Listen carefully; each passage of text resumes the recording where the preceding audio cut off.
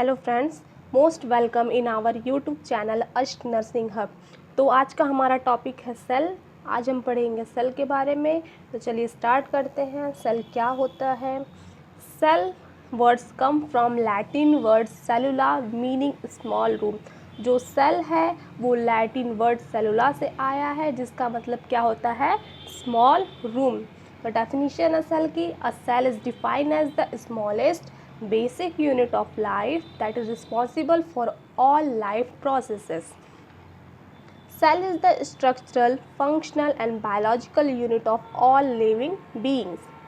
A cell can replicate itself independently, hence they are known as the building block of life. जो cell होती है वो independently मतलब खुद से खुद से रेप्लिकेट करती है, इसलिए उसको हम बिल्डिंग ब्लॉक ऑफ लाइफ बोलते हैं। तो ये है सेल का structure. Parts of a cell क्या हैं? पहले सेल मेम्ब्रेन है, फिर है Golgi apparatus, Golgi complex, endoplasmic reticulum, nucleus, इसमें डीएनए है, न्यूक्लियोलस, माइटोकॉन्ड्रिया। इन सब के बारे में हम डीप में पढ़ेंगे आगे।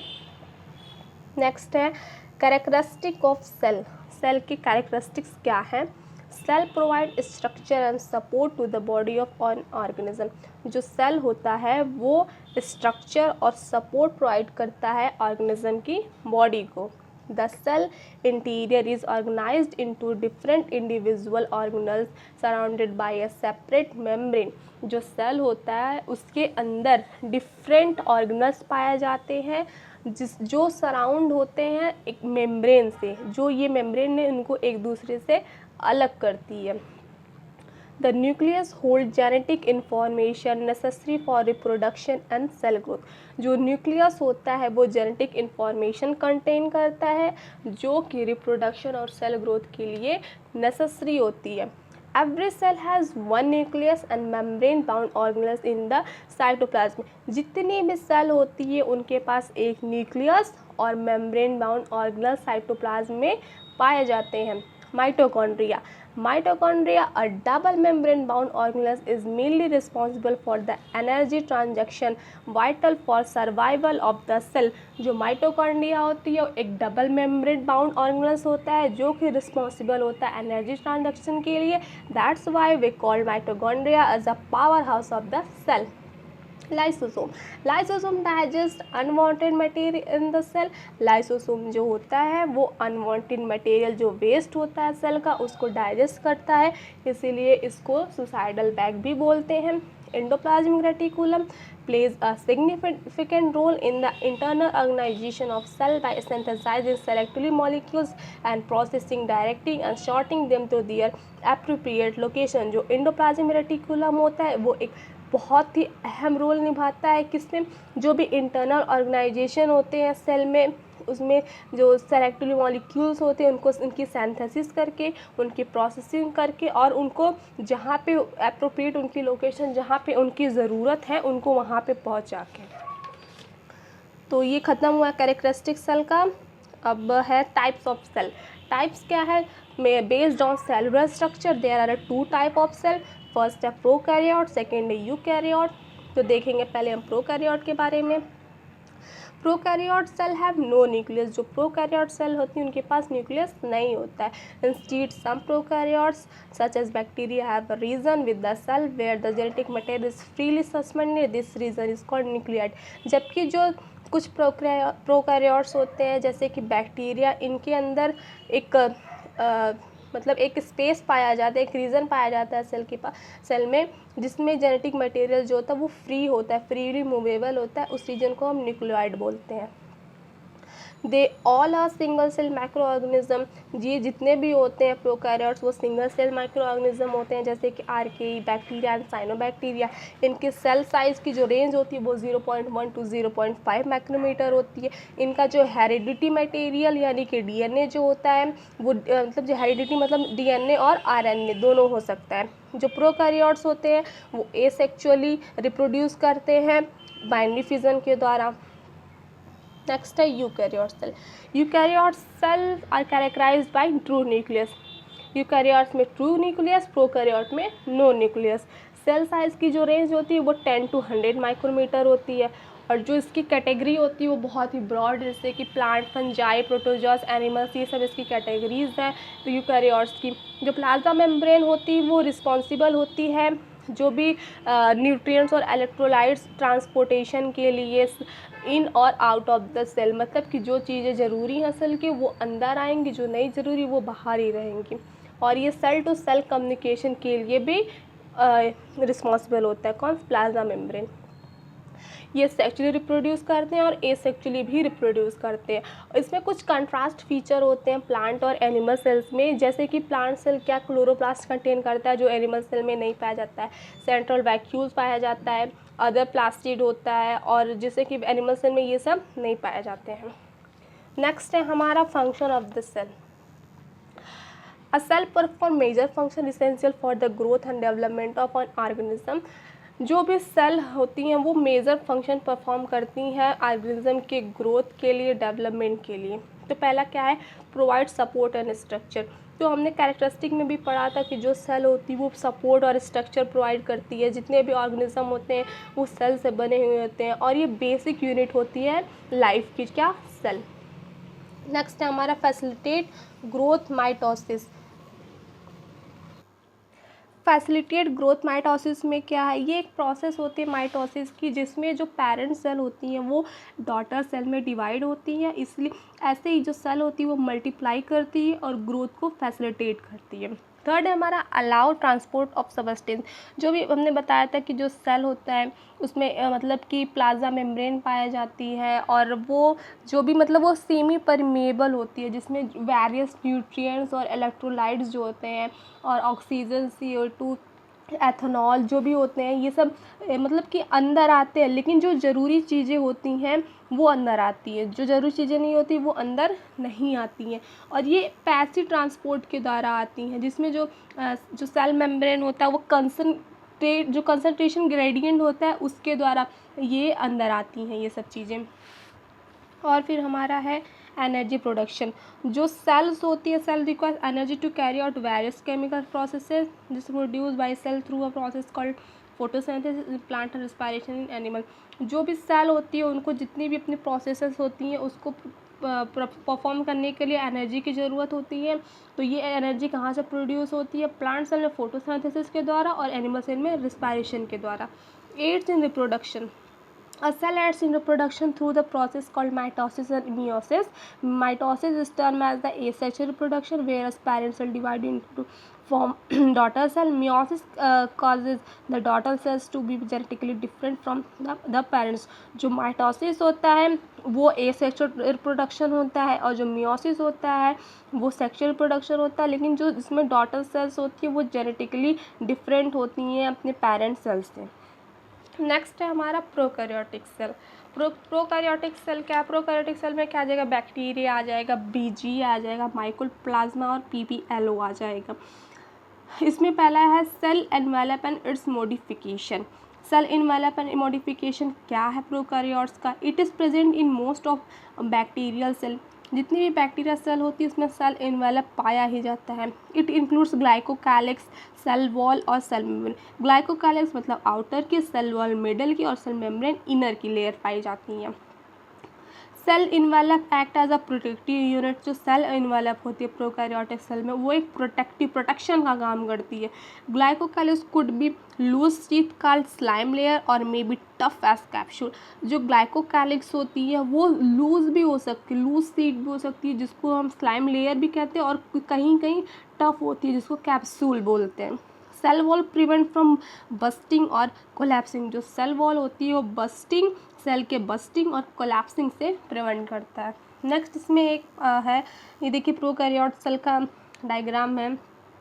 इसमें ये देखिए कैप्सूल है, ये बाहर की जो लेयर है, फिर सेल वॉल है, फिर प्लाज्मा मेम्ब्रेन है, क्रोमोसोम मटेरियल जिसका देखिए फ्रीली सस्पेंडेड है साइटोप्लाज्म में, राइबोसोम्स हैं, प्लाज्मिड्स हैं, फ्लैजिलम है, ये फ्लैजिलम ट्रांसपोर्टेशन के लिए है, फिम्ब्री है, पाइलस है, क्रोमोसोम इनका है।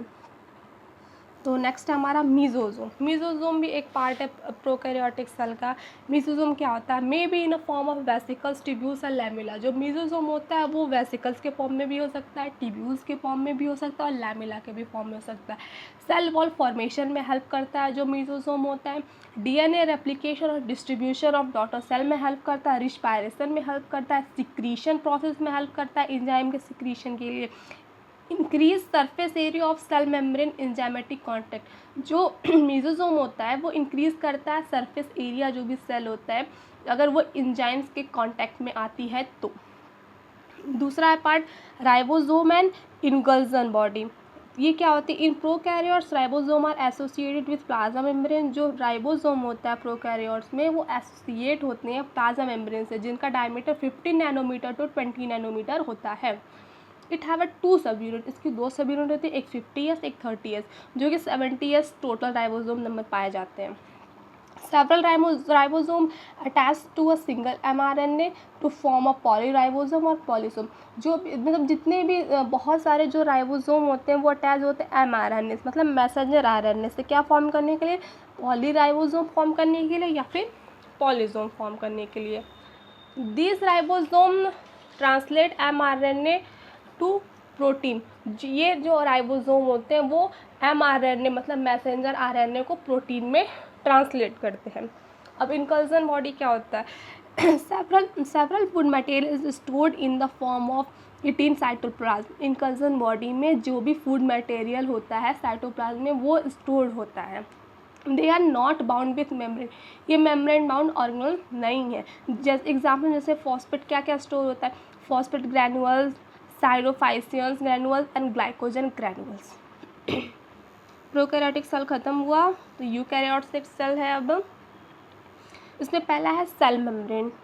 सेल मेम्ब्रेन क्या है? Cell membrane contain cholesterol. जो सेल मेम्ब्रेन होती है वो कोलेस्ट्रॉल कंटेन करती है, मतलब कोलेस्ट्रॉल से बनी हुई होती है। Lipid content mainly consist of phosphoglyceride. जो लिपिड होता है ये भी कंटेन होता है एक सेल मेम्ब्रेन का, जिसमें कि फॉस्फोग्लिसराइड जो होता है वो मेन पार्ट होता है। It also contain protein and carbohydrate. जो सेल मेम्ब्रेन होती है यूकैरियोटिक सेल की उसमें प्रोटीन और कार्बोहाइड्रेट भी पाया जाता है। In 1972, Singer and Nicholson gave fluid mosaic model in which lipid have quasi-fluid nature and protein have laterally within bilayer। 1972 में जो सिंगर और निकोलसन दो साइंटिस्ट थे उन्होंने फ्लूइड मोज़ेक मॉडल दिया था, जिसमें जो लिपिड होता है उसका फ्लूइड नेचर होता है और जो प्रोटीन होता है उसका बाय लेयर, मतलब कि जो प्रोटीन होता है वो लैटरली मूव करता है और वो डबल मतलब बाय लेयर होता है। This ability is measured as fluidity which is important for cell growth. ये जो एबिलिटी होती है वो किस लिए होती है? जो फ्लूइडिटी होती है किस लिए, फ्लूइडिटी किस लिए इंपॉर्टेंट होती है? सेल ग्रोथ के लिए, इंटरसेलुलर जंक्शन के लिए, सिक्रीशन के लिए, एंडोसाइटोसिस के लिए, सेल डिवीजन, ट्रांसपोर्ट। या ट्रांसपोर्ट में क्या? Neutral solute bye passive transport, मतलब कि जो न्यूट्रल सॉल्यूट्स हैं वो पैसिव ट्रांसपोर्टेशन के द्वारा ट्रांसपोर्ट होंगे।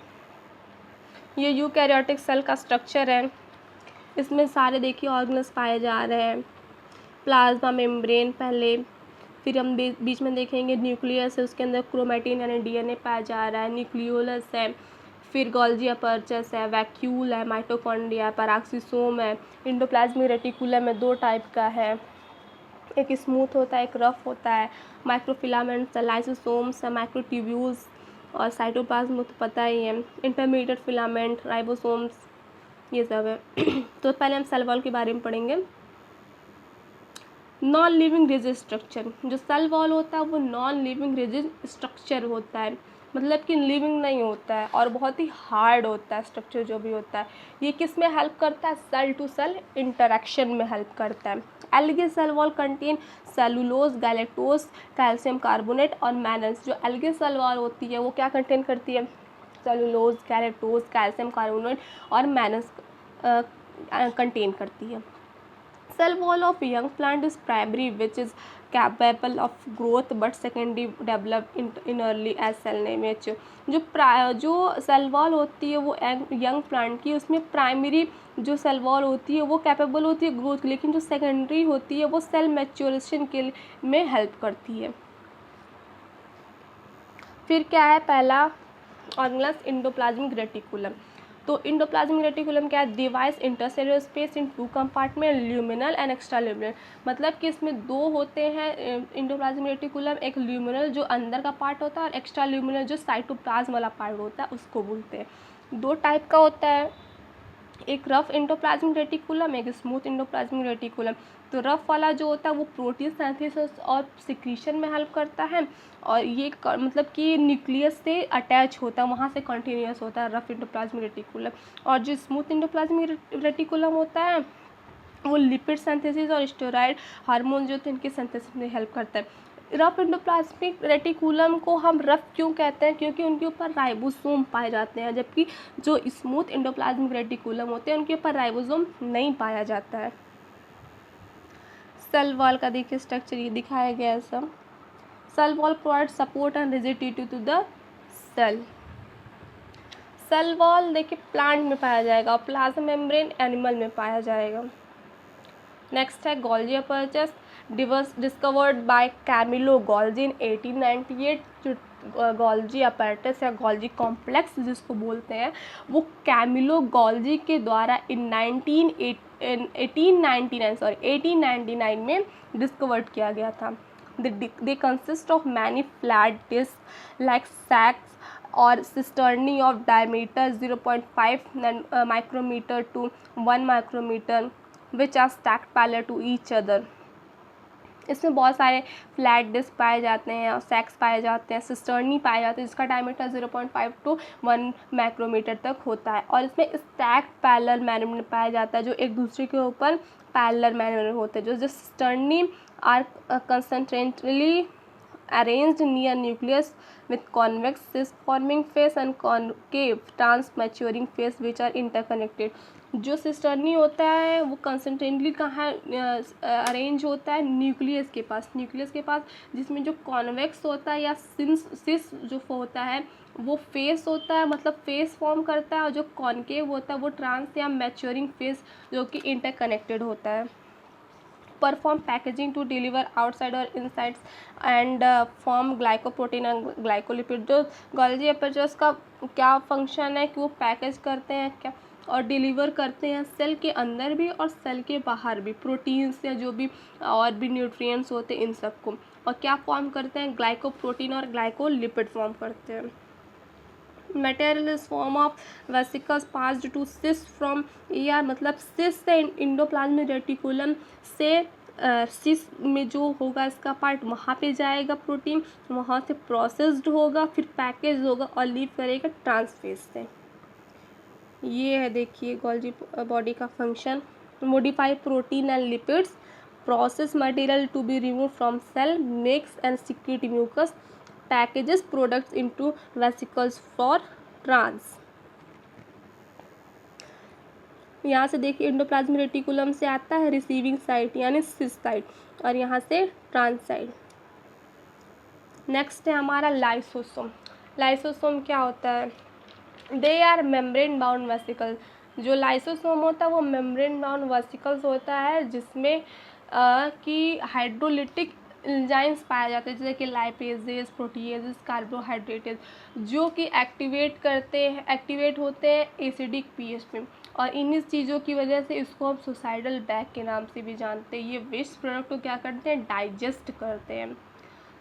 फाइगोसाइटोसिस में भी ये हेल्प करते हैं जो लाइसोसोम होता है। वैक्यूल्स क्या है, vacuoles contain water SAP excretory product material not useful, मतलब जो वैक्यूल्स होता है वो वाटर सैप कंटेन करता है, एक्सक्रीटरी प्रोडक्ट्स होता है वो कंटेन करता है ये, लेकिन यूजफुल चीज़ें जो नहीं होती हैं सेल में वो कंटेन करता है।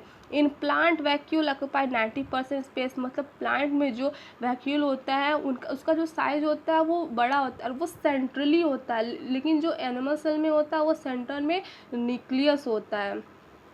प्लांट में वो 90% तक स्पेस कवर करता है। They are layered by tonoplast which allow active transport. जो वैक्यूल होता है उसमें एक लेयर पाई जाती है टोनोप्लास्ट जो कि एक्टिव ट्रांसपोर्ट के मतलब अलाउ करता है।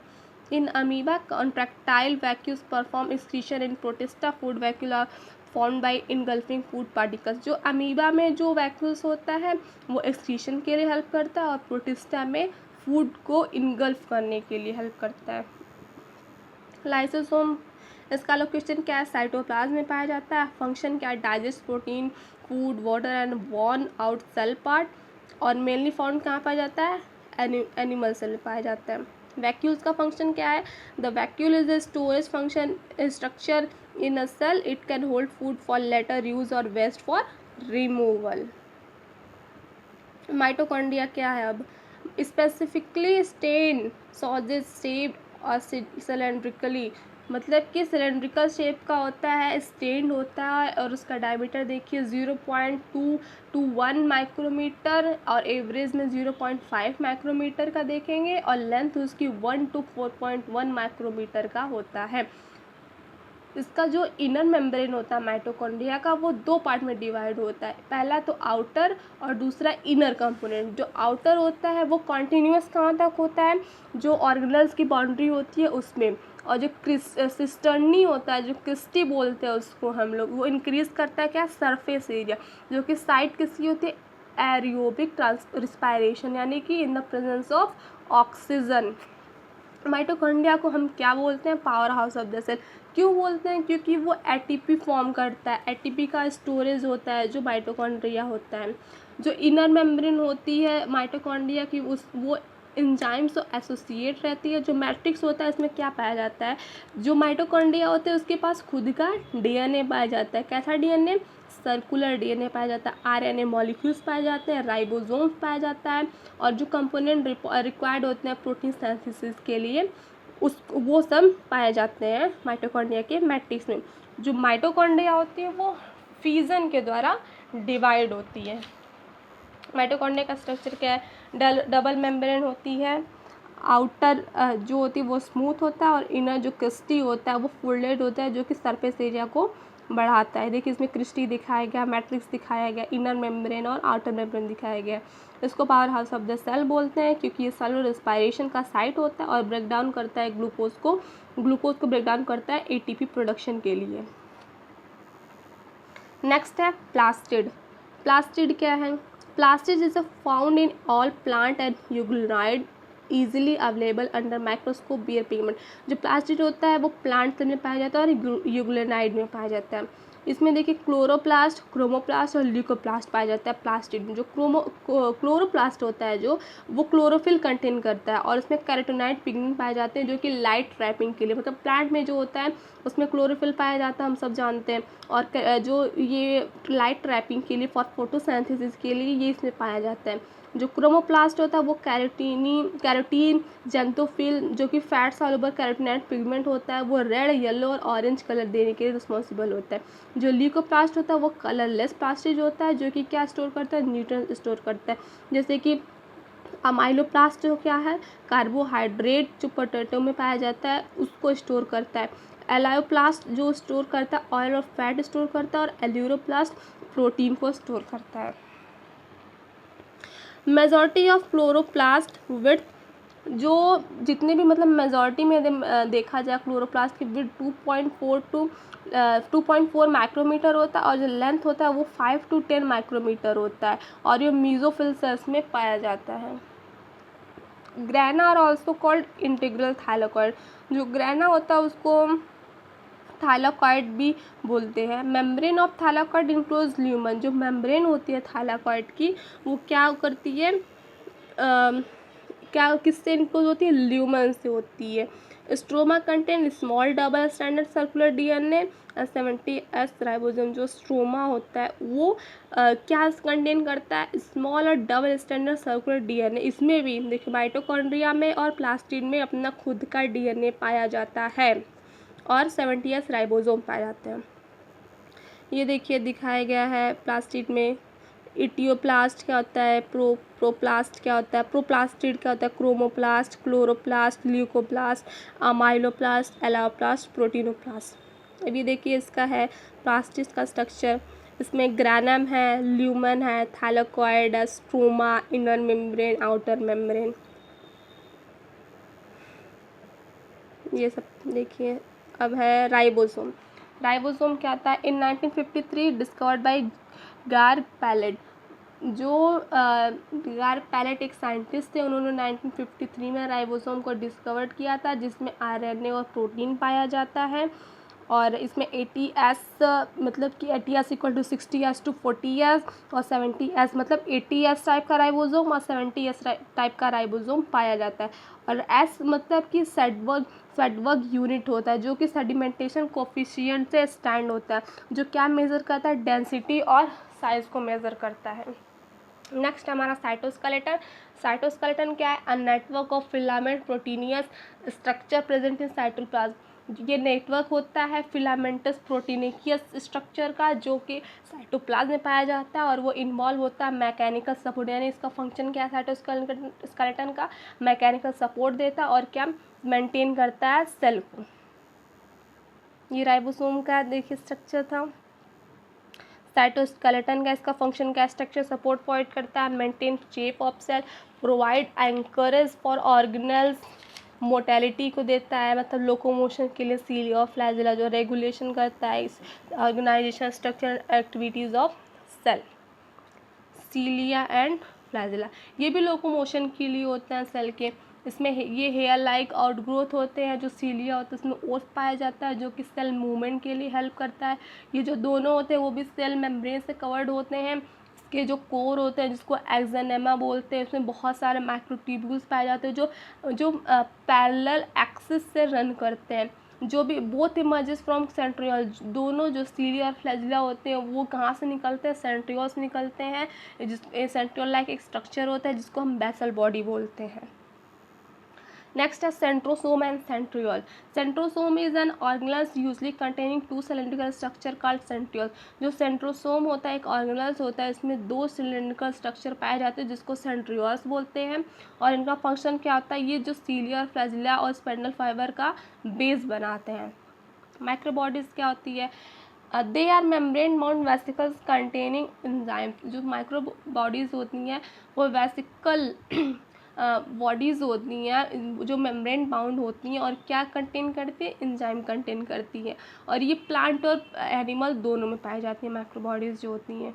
ये देखिए सीलिया का दिखाया गया है और ये फ्लैजिला का दिखाया गया है। नेक्स्ट है लाइसोसोम।